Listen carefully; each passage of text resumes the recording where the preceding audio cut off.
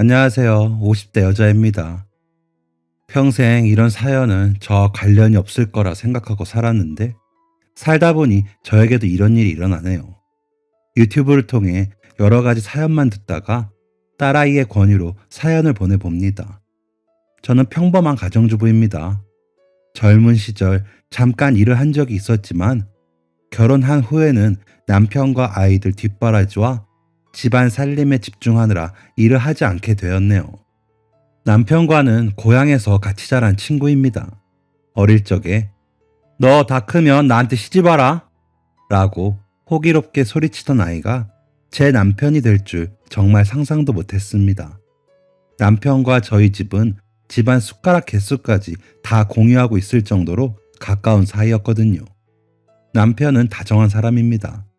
저희 딸이 들으면 소스라치게 놀라겠지만 평생 엄하고 무서운 아버지 밑에서 자란 제가 보기엔 남편은 다정한 사람이에요.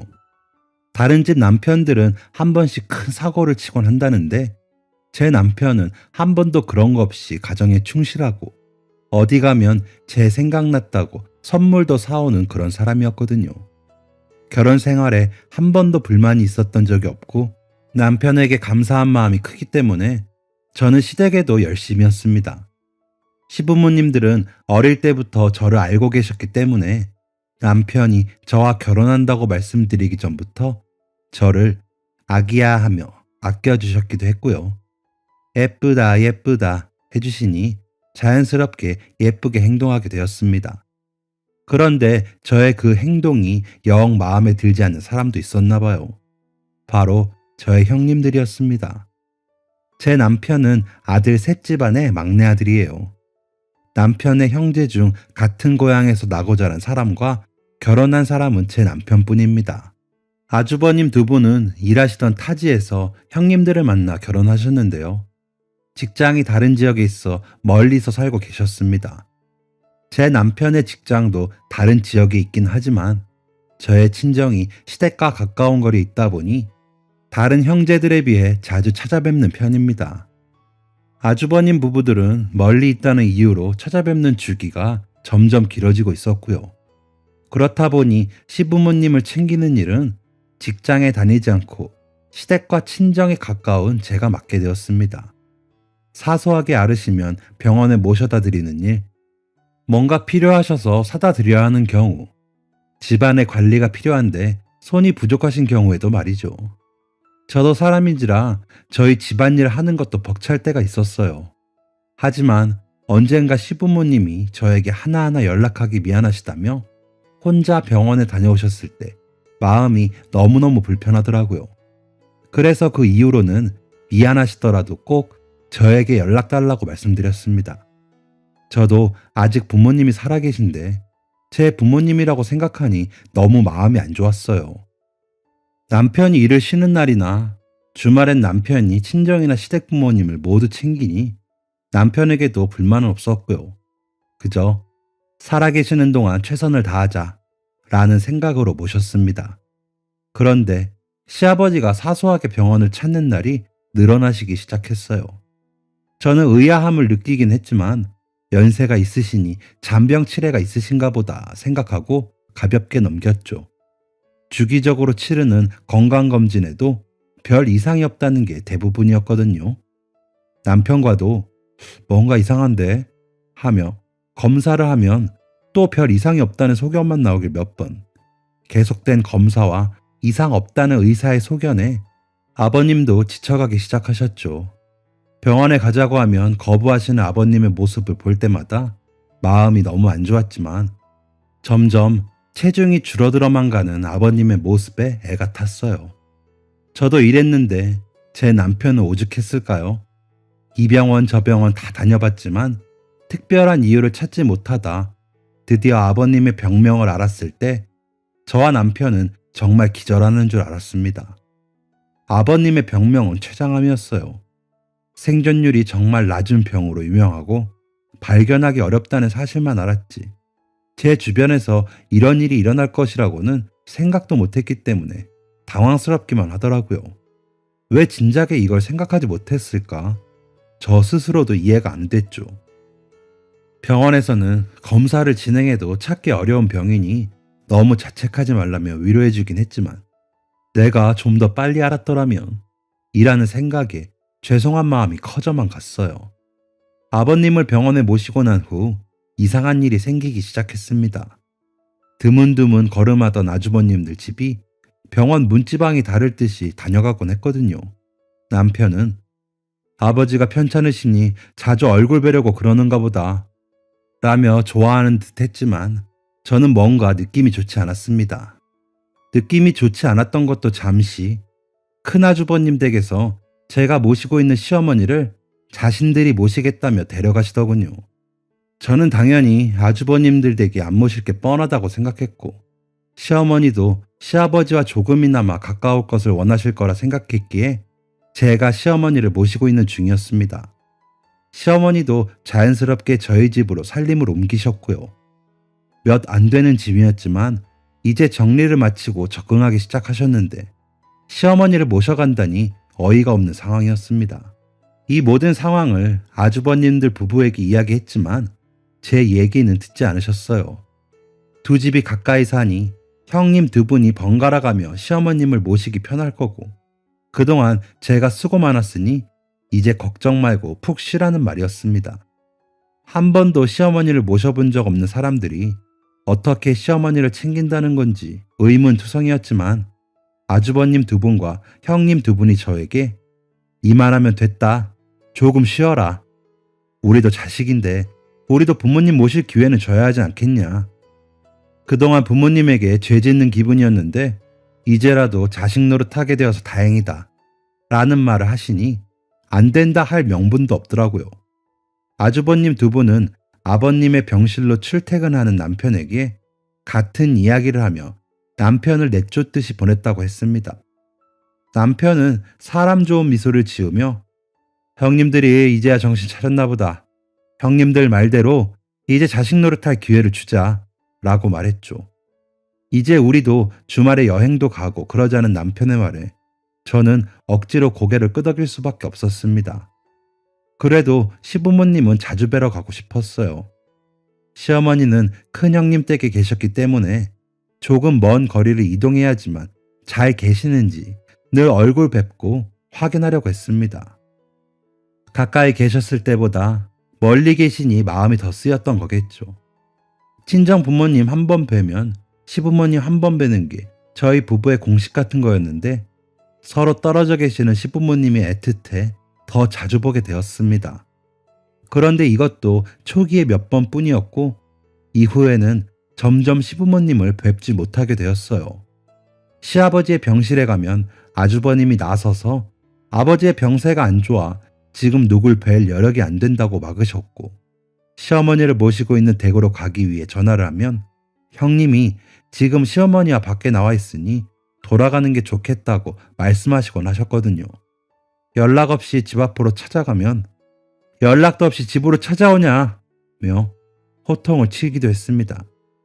상식적으로 이해가 안 되는 축객령에 남편과 저는 점점 화가 났어요.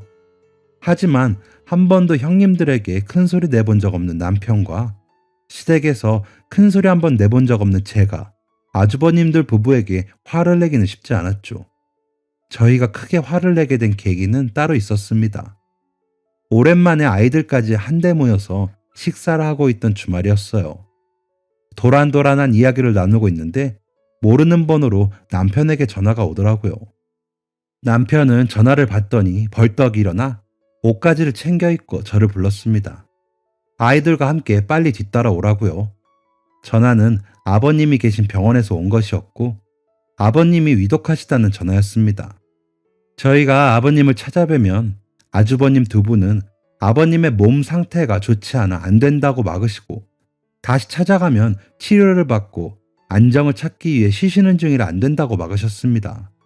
또 그 이후에 저희 부부가 다시 연락하면 아버님은 회복 중이시고 지금은 괜찮으시다고 안심시켰고요. 그런데 회복 중이라던 아버님이 위독하시다니 정말 하늘이 노래지는 순간이었습니다. 아이들까지 옷을 챙겨 입고 먼저 간 남편을 뒤따라갔습니다. 남편은 이미 출발해 차가 보이지 않았고 저는 이어서 병원에 도착했습니다. 병원 앞은 이미 난장판이었어요. 남편은 처음 보는 모습으로 아주버님들에게 고래고래 소리를 지르고 있었죠. 우선 남편을 진정시키느라 자세한 상황 설명을 듣지 못했지만 남편의 말로 대충 알게 된 사실에는 아주버님들이 짜고 남편을 속였다는 것이었어요. 아버님은 중환자실에 들어가신 지 꽤 오래되었고 상태가 많이 안 좋은 상황이었습니다. 왜 병원 쪽에서는 그동안 우리에게 연락을 주지 않았냐 물으니 아주버님들이 위독한 상황이 생기면 자기들 번호로 연락달라고 그동안의 연락을 차단했다고 하더라고요. 오늘의 연락은 이 사실을 전달받지 못한 간호사분이 처음 입원할 때 등록된 저희 번호로 연락한 거였고요. 남편은 이러다 아버님 돌아가시는 것까지 못 볼 뻔했어 라며 크게 화를 내는 중이었죠. 아이들까지 나서서 남편을 진정시키고 나서야 남편의 평정심을 되찾았습니다. 이후 아주버님 두 분과 형님 두 분이 오신 후에 대화를 시도하려고 했지만 남편과 저의 평정심 문제와는 관계없이 대화가 이어지지 않았습니다.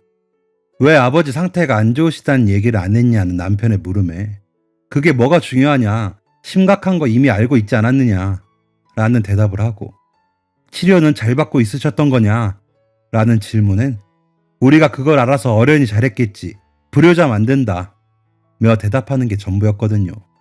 정말 누가 누구를 불효자 만들고 있는 건지 따지고 싶은 마음이 굴뚝 같았지만 아이들을 보며 꾹 참았습니다.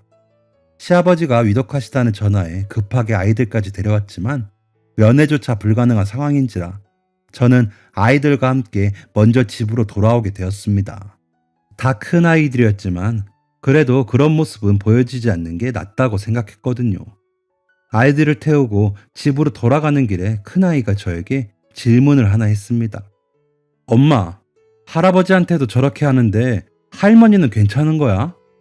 아이의 질문에 머리를 세게 얻어맞은 듯 했고 저는 그 길로 차를 돌려 형님 댁으로 갔습니다. 형님은 지금 병원에 있으니 지금 시어머니를 모실 수 있는 사람은 형님 댁 큰딸밖에 없었거든요. 형님 댁 앞에 도착하여 초인종을 누르자 조금 시간이 흐른 후 문이 열렸어요. 시어머니셨어요. 애초에 거동이 불편하거나 몸이 안 좋으신 분이 아니었는데 오랜만에 본 시어머니의 얼굴은 무척이나 수척했습니다. 눈물이 왈칵 쏟아지려는 것을 억누르고 어머니께 인사를 드리려는데 어머니가 아가가 웬일이냐? 라며 먼저 저를 부르셨어요. 제가 어머니! 라고 입을 떼자마자 집 안쪽에선 우당탕 하는 소리와 함께 짜증 섞인 목소리로 아 할머니! 문 내가 연다니까! 라며 소리치는 소리가 났어요. 저와 함께 있던 아이들까지 화들짝 놀랄 정도로 크고 짜증이 가득 담긴 목소리에 집안을 쳐다봤는데 집안에선 큰 형님 댁 큰딸이 나오더군요. 대체 집에서 뭐라고 있었던 건지 후줄근한 옷차림에 씻지도 않은 듯한 차림새. 조카 아이는 저를 보자마자 화들짝 놀라며 인사를 했습니다. 엄마가 지금 안 계셔서요. 라고 얼버무리는 형님 댁 큰 조카를 보고 안다. 할머니 방 어디니? 라고 물었어요. 라는 조카 아이를 재촉하니 현관 쪽 작은 문을 가리키더군요. 누가 봐도 창고로 쓰던 난방도 잘 안 들어오는 현관 쪽 방이 시어머니의 방이라고 하니 화가 나는 건 둘째치고 눈물부터 왈칵 쏟아졌어요. 큰 아이에게 시어머니 겉옷을 주며 할머니 모시고 차에 가 있으라고 차키를 넘겨준 후에 작은 아이와 함께 어머님의 짐을 정리했습니다. 저희 집에서 모실 때보다 짐이 더 적어진 듯 했어요. 아이와 함께 정리하니 순식간이더군요. 그 사이에 조카는 큰 아주버님과 형님에게 전화하는지 손톱을 물어뜯으며 양옆으로 서성이고 있었어요. 아마도 제가 올 줄 몰랐는데 왔기 때문이겠죠. 저는 둘째 아이와 어머니의 짐을 들고 밖으로 나서며 엄마한테 할머니 모셔가니까 연락 없이 찾아오지 말라고 말씀드려 라고 말하고 나왔습니다. 조카가 무슨 잘못인가 싶다가도 다 큰 성인이 할머니를 그런 곳에 모시는데 아무 말 안 하고 짜증 섞인 태도로 어른을 대하다니 곱게만 보이지 않더라고요. 차에 어머니의 짐을 다 싣고 출발하려 할 때 어머니가 저에게 물으셨습니다. 나는 이제 어디로 가냐?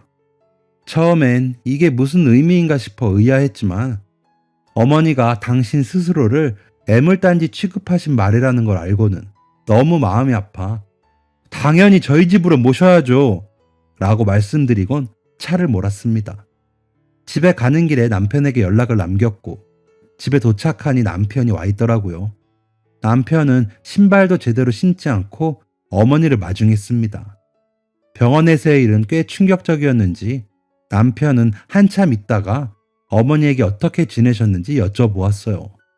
저도 차마 여쭙지 못하고 있었던 내용이었는데 남편이 먼저 운을 띄워주어 고마운 한편 걱정이 되더라고요. 어머니가 어떤 말씀을 하실지 두려웠습니다. 어머니는 평소 성정과 다를 바 없는 모습이셨지만 부쩍 수척해진 모습이나 웃음기가 적어지신 모습에 걱정이 이만저만이 아니었거든요. 어머님은 너희가 나를 귀찮아한다고 했다 라며 말씀을 시작하셨어요. 저와 남편은 화들짝 놀라며 그런 말도 안 되는 소리는 대체 누가 했냐고 말씀드렸죠. 어머님은 당연히 아닐 거라고는 생각했지만 남편도 못 보고 너희도 나를 찾지 않으니 큰애 말을 믿게 되더라 라고 말씀하셨어요. 너무너무 억울했지만 어머님이 이내 그래도 네가 왔으니 됐다 말씀해 주시는 걸 듣고 억울했던 마음이 싹 풀렸습니다. 이후 어머니가 하시는 말씀은 정말 충격적이었어요. 시어머니를 모시고 큰아주버님 댁으로 가는 동안 큰아주버님 부부는 저희 부부에 대한 험담을 멈추지 않으셨다고 해요. 저희 부부가 아주버님들 부부에게 그동안 시부모님을 모셔야 하는 게 너무 귀찮고 힘들었다고 말했고 이젠 늙은 시아버지까지 모실 순 없으니 아주버님 부부가 모시라고 했다는 거죠. 저희는 오히려 저희가 모시길 바랬고 남편은 자식 노릇하게 해달라는 설득에 허락한 건데 이런 말도 안 되는 험담으로 시어머니와 저 사이를 이간질하다니 기가 막힌 상황이었습니다. 아주버님 댁에 도착하고 나서부터는 자식인데 찾으러 오지도 않네. 아무리 그래도 정이 있는데 이렇게 한 번에 인연을 끊어버릴 수 있냐? 는 등의 말을 하루도 빠짐없이 했다고 해요. 시어머니가 저희에 대한 이야기를 물어보시면 어머니와 연락하고 싶지도 만나고 싶지도 않다고 했으니 더 미움받고 싶지 않으시면 연락 안 하시는 게 나을 것 같아요 라는 이야기나 하고요. 어머님은 큰아주버님 댁에 가신 이후로 아버님도 뵌 적이 없다고 하셨어요. 평생 붙어 계셨는데 한순간에 빈자리가 생기니 마음이 너무 어려우셨다고 합니다. 아버님을 보러 가고 싶다고 이야기를 하셔도 누구는 아버님이 안정이 필요해서 뵈러 갈 수 없다고 하고 시간이 없어서 못 모시고 간다고 하고 큰아주버님 댁 가족 모두 변명이 다르니 그냥 내가 귀찮나 보다 라고 생각하실 수밖에 없었던 거죠. 그나마 생각나는 게 저와 제 남편이었는데 저희가 보기 싫다 했다 하니 차마 연락은 못하시고 그렇게 아버님을 뵙지 못하는 우울감에 시름시름 앓게 되신 거였어요. 남편과 저는 이후 극진히 시어머니를 모셨습니다. 미리 아주버님 댁들의 말도 안 되는 변명을 알아채지 못한 것, 강경하게 조치를 취하지 못한 것에 대한 죄스러움도 한몫했었죠.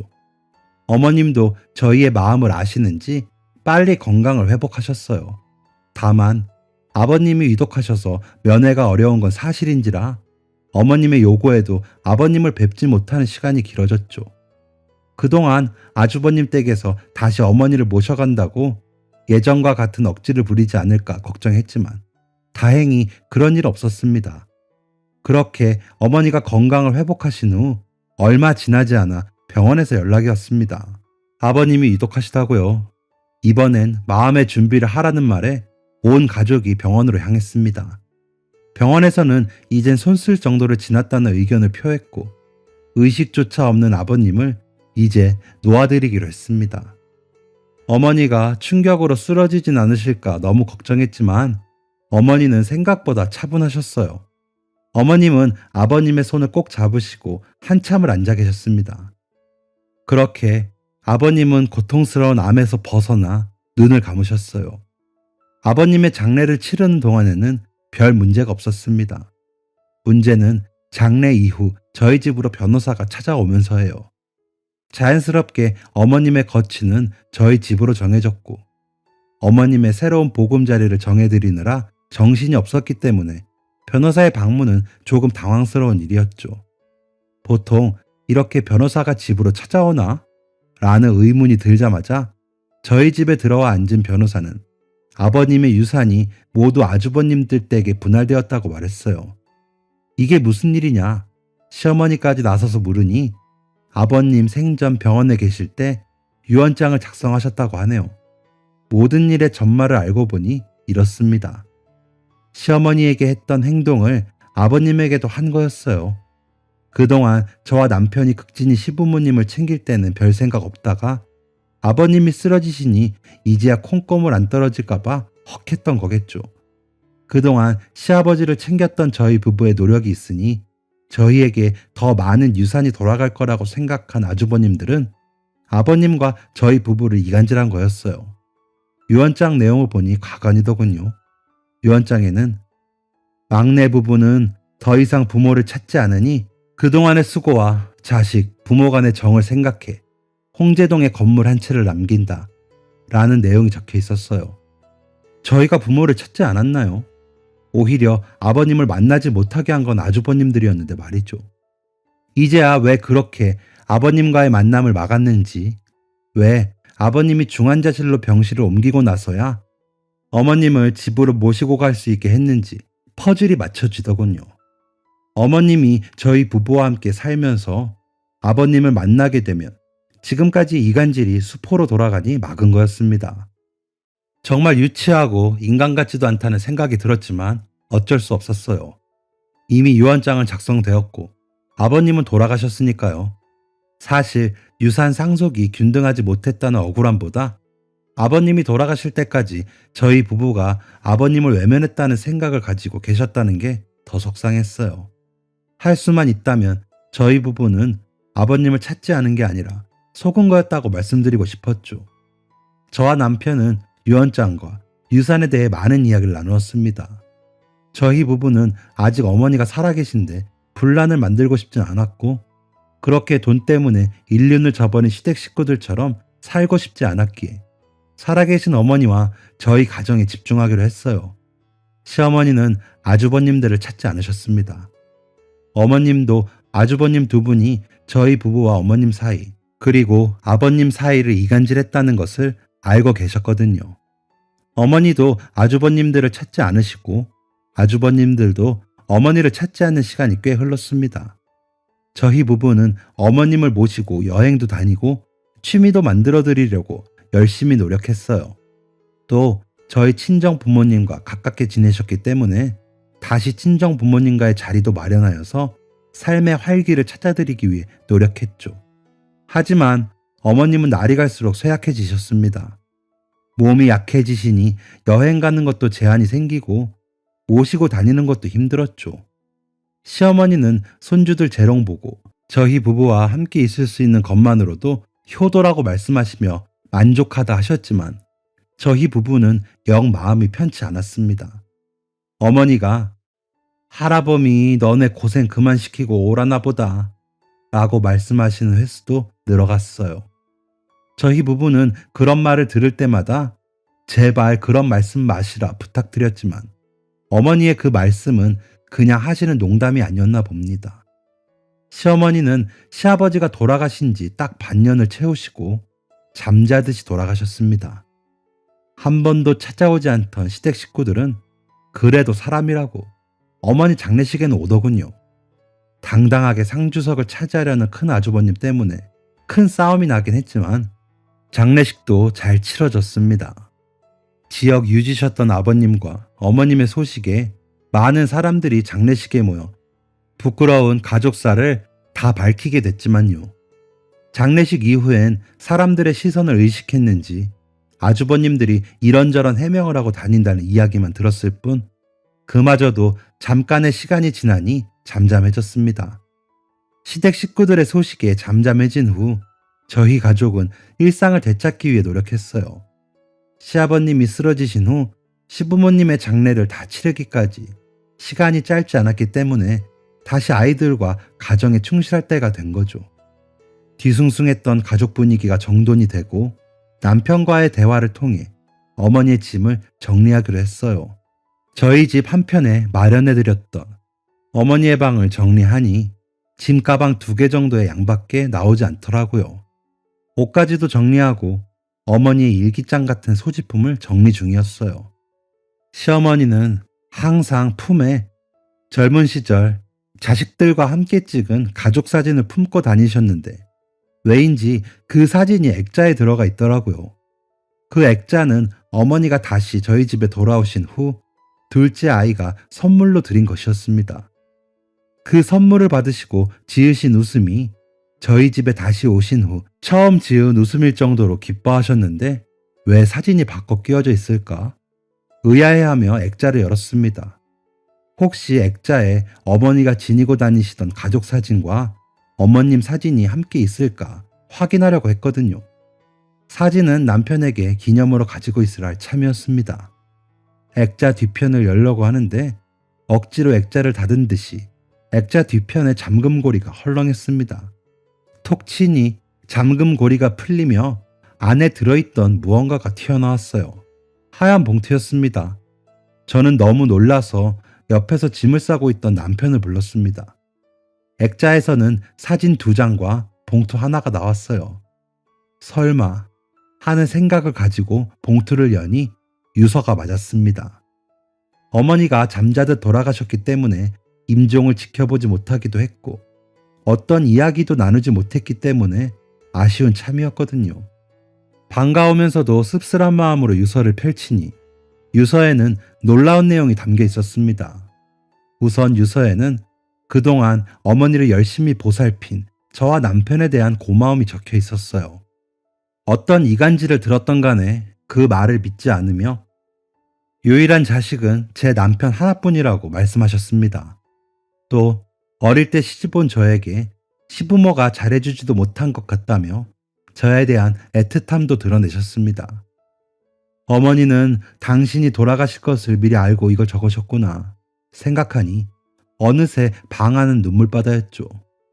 어머니의 편지 같은 유언장을 읽으며 엉엉 울던 저희 부부는 이어진 내용에 눈물이 쏙 들어갔어요. 한 번도 들어본 적 없는 내용이 적혀 있었거든요. 어머님은 정말 상상도 못한 유산 이야기를 하셨어요. 알고 보니 시어머니가 가지고 계신 재산이 따로 있었던 거죠. 시어머니가 부모님으로부터 상속받은 내용, 그리고 생전에 모으셨던 재산까지 상세하게 적혀 있는 어머니의 유언장은 정갈한 필체로 2장을 넘어갔습니다. 남편과 저 둘 다 이 정도였다고? 라는 말을 숨길 수가 없었어요. 남편이 유복한 환경이라는 것은 누구보다 제가 더 잘 알고 있었고 시집 올 때도 넉넉한 지원 속에 결혼했기 때문에 다른 집보다는 넉넉하다는 것을 알고 있었습니다. 하지만 어머니가 나열해 놓으신 재산 목록을 보고 생전에 2분이 얼마나 검소하게 사셨는지 알 수 있었죠. 아버님의 재산이 대부분 아주버님들의 집에 넘어가긴 했지만 그것은 비교도 되지 않을 정도였습니다. 어머니는 유언장 말미에 빠뜨린 게 있을 수 있으니 자세한 내용은 이 사람을 찾아가라 며 미리 공증을 받아둔 변호사 명함과 주소를 적어두셨어요. 저와 남편은 곧바로 어머니가 적어두신 변호사 사무실로 이동했습니다. 도착해서 알게 된 가장 중요한 사실은 시어머님의 말씀이 모두 사실이라는 점이었어요. 거기에 어머님이 미처 적지 못하신 내용까지 더 있었습니다. 갑작스러운 정보에 저희 부부는 작전상 일보 후퇴를 선언하고 이 모든 사실을 정리했습니다. 어머님이 저희에게 막대한 재산을 남겨주겠다고 하셨는데 이것을 어떻게 관리할 것인가가 저희 부부의 숙제였죠. 갑작스럽게 불어나버린 저희 부부에게는 고민할 거리가 수백 가지였습니다. 그래서 우선 모든 사실을 함구하고 어머니의 유언 내용을 정리하고 있는데 소식을 어떻게 알았는지 아주버님 부부가 집으로 찾아왔습니다. 저희는 시부모님의 일을 겪으며 시댁 식구와는 인연을 끊으리라 마음먹었기 때문에 대차게 시댁 식구들의 방문은 끊어냈죠. 하지만 아무리 큰 일을 겪었어도 인륜을 저버리는 게 이렇게 쉬워서는 안 된다 싶어 무슨 말을 하는지 드러나 보자 라는 생각으로 마주 앉게 되었습니다. 처음엔 간단한 안부로 시작했습니다. 잘 지냈냐부터 상주 노릇하느라 고생했다. 장례 이후에 찾아오려 했지만 알다시피 공사가 다망해 오지 못했다. 같은 이야기를 했거든요. 남편이 상주를 하게 된 것은 다른 이유가 없습니다. 뻔뻔하게 들어오는 아주버님께 남편이 아버님 돌아가시니까 부모 재산만 홀라당 받아먹고 어머니는 버린 인간이 어딜 당당하게 여길 들어와? 라고 장례식에 찾아온 사람들 앞에서 호통을 쳤거든요. 사람들이 수근수근거리며 아주버님들을 손가락질하자 시댁 식구들은 얼굴이 시뻘개져 도망쳤습니다. 이후로는 남편이 상주 역할을 다 했고요. 누군가는 보면 아무리 그래도 하늘이 노할 짓이다 라고 말할 수 있지만 어머니 자식은 저희밖에 없다 하셨으니 부끄럽지 않습니다. 마음에도 없는 애도하며 조의금에 손이나 댈 인간들과는 한 가족으로 엮이기 싫거든요. 제 어머니 장례식장에 들어오자마자 부의금 장부를 뒤적거리는 모습이 아직도 눈에 선합니다. 어머니 장례도 못 보지 않았느냐. 오해가 있는 것 같아서 풀러왔다. 라며 하도 불쌍하게 말하길래 어디 드러나 보자라는 생각에 시작한 대화였는데 잠깐의 시간을 내어준 게 후회될 정도로 대화에는 얻어갈 게 아무것도 없었습니다. 결국 어머니 유산은 어떻게 되었냐를 알아내는 게 시댁 식구들의 목적이었거든요. 자꾸 말을 빙빙 돌리며 사과했다가 변명했다가 하길래 하고 싶은 말씀을 하세요 라고 말하니 대번에 눈빛이 변하며 너희 어머니한테 유산 받았다며 라고 말을 하는데 아주 오만정이 다 떨어졌습니다. 당장 나가라고 등을 떠밀어 내보냈는데도 굴하지 않고 사람이 그렇게 사는 거 아니다. 니들도 다 유산 때문에 부모님 모신 거 아니냐. 막내라고 예쁨 받더니 유산도 다 가져가는구나 라고 악을 써대는 시댁 식구들은 결국 경찰이 출동하고 나서야 사라졌습니다. 큰 아주버님의 말 중 막내라고 예쁨 받더니 유산도 다 가져가는구나 부부는 남편이나 저나 할 말이 많아요. 나이 차이가 나면 얼마나 난다고 막내라고 예쁨 받으면 뭐 얼마나 받았다고 저런 말을 하는지. 집이 유복하여 어떤 자식한테는 해주고 어떤 자식한테는 안 해주고 할 것도 없었고 모든 자식들이 하고 싶은 거 다 하면서 살았습니다. 특히 큰 아주버님은 더더욱이요. 어렸을 때부터 왕래하며 본 큰 아주버님은 가지고 싶은 것은 가져야만 직성이 풀리는 사람이었고 욕을 하고 소리를 질러서라도 얻어내는 사람이었습니다. 남편의 물건이 가지고 싶다면 그것 또한 가져야 했어요. 청소년 시절 남편의 물건을 마음대로 빼앗아 남편이 속상해하는 것을 어머니가 달래주고 계셨던 장면을 아직도 기억합니다. 작은 아주버님도 마찬가지였어요. 막내 동생을 챙기긴커녕 막내는 뭘 몰라도 모른다며 둘이서만 놔두는 경우가 많았죠. 그래서 남편의 가장 친한 친구는 저였습니다. 성인이 되고 나서는 공부한다고 대학 보내놨더니 순 사고만 치고 다닌다며 어머니가 넋두리 하는 것도 생생히 기억하고요. 그에 반해 남편은 나쁜 친구들과도 어울리지 않고 열심히 공부해서 대학 다니고 회사에 들어간 사람입니다. 어머님은 입이 마르고 닳도록 제 남편이 첫째여야 했다며 아쉬워하셨고요. 그런데 저희 남편이 막내라고 사랑을 받았다는 말을 하다니 망나니 같은 아들들에게 모든 지원을 끊겠다고 호언장담하시는 아버님을 겨우 말린 것도 남편이었는데 그것도 모르고 한 소리였겠죠. 치밀어 오르는 화를 가라앉히고 시댁 식구들을 밖으로 쫓아내니 돌아가는 길엔 자기들끼리 싸우더군요. 그 모습을 보고 다시는 상대하지 않겠다 마음먹었습니다. 이후로도 남편에게 어머니 유언장이 진짜인지 모르겠으니 필적 조회를 해봐야겠다 고 연락하는 등 어디서 주워들은 이야기로 저희를 협박했지만 저희는 굴하지 않고 영리하게 행동했습니다.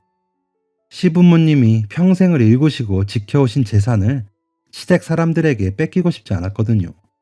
시댁 식구들은 저희 부부에게 할 수 있는 모든 것을 한 듯 했지만 저희에게서 뺏어갈 수 있는 것은 없었습니다.